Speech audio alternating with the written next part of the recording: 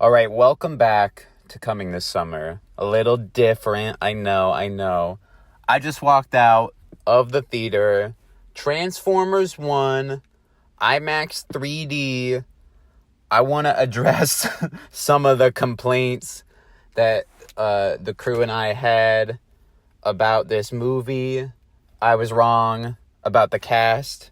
I was wrong about the visuals. And I was most definitely wrong about how they were going to handle the Megatron Optimus Prime established beef and also provide an origin story for it. And they handled all three better than how I expected them to handle it. Now, I'm not going to just sit here and glaze the movie, but there were some problems. It took a minute for me to settle in to liking the movie. About after probably a third of the way in, I was really convinced that I was liking it and that it was a good movie. But the beginning origin movie is gonna origin. Gotta set up Cybertron. We gotta set up Orion Pax and D16, which I refuse to call them that outside of how I just did. And the other two, Bumblebee, and I think that was supposed to be RC, but it was never established. I don't know what Alita is in the lore, but I just assumed that it was RC because she's the girl motorcycle one from the cartoon. So, I liked it. The plot was good. They didn't just dance around that Megatron was going to turn over time or something. It's pretty much one thing that is the catalyst for him turning, and then it just gets worse and worse for him. So I like that they didn't try and sugarcoat it. We know this character is evil. We know Optimus Prime becomes Optimus Prime and that he's actually a good guy. That he is the good guy and that he is the supposed leader of the Autobots by the time we step into the Transformers world in really any show or movie. But yeah, I don't want to give away too much because the trailers really didn't, aside from it being an origin story, it didn't really give away much as far as the plot goes. Sentinel Prime is the leader of this place that they live in. Iacon is the name of their city. And I don't think, I gotta go back and watch the trailers because I only saw the first one, but I don't think that any of that is in the trailers about the city they live in and who the leader is and all these other things. We get a bunch of name drops. I think the cast was great as the characters who they played throughout the movie. We get appearances from pretty much all the main Autobots and Decepticons before they're Autobots and Decepticons, Starscream, Shockwave, Soundwave. That's all in the trailer. Steve Buscemi as Starscream was the highlight of the movie. Chris Hemsworth as Optimus Prime was great. Orion Pax, whatever you want to call him, was great. ScarJo was great. Keegan-Michael Key was a choice for Bumblebee. I feel like if they make this a trilogy like they want to, I think eventually he's got to lose his voice box, and then Keegan-Michael Key is no longer going to voice the character. Because, yeah, it was fun. He's the comic relief of the bunch, but by the end of the movie, by the end of the movie, I was sick of it, but towards the middle, of when he first gets introduced, I'm he's a fun character.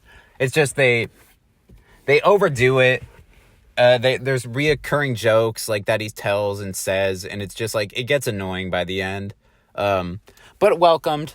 I like all these characters independent of this movie, and this movie enhanced my opinions of the Transformers world without people, without Earth, without humans, which has never really been explored in an animated or even a movie or show medium. We've always had human characters that we have to deal with, and we're always on Earth for some reason. So it was nice. We finally get to have Transformers be Transformers. It was good. The fights were great. The animation was amazing.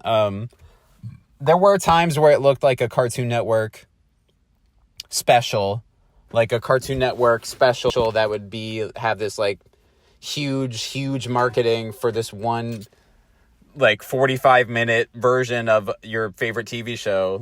That's what it felt like for a little bit there at the beginning. But then by the time they get to the surface, no spoilers, it gets really good. It becomes the movie that it was like setting out to be. And by the end of the movie, like Chris Hemsworth and God help me, I can't think of the name of the other guy who plays Megatron. I know he's in a bunch of movies. I know he's in the Godzilla franchise. I know he's in Eternals. Hold on. Brian Tyree Henry. I thought it was Bryce Tyler Henry, but you know, I was pretty close there.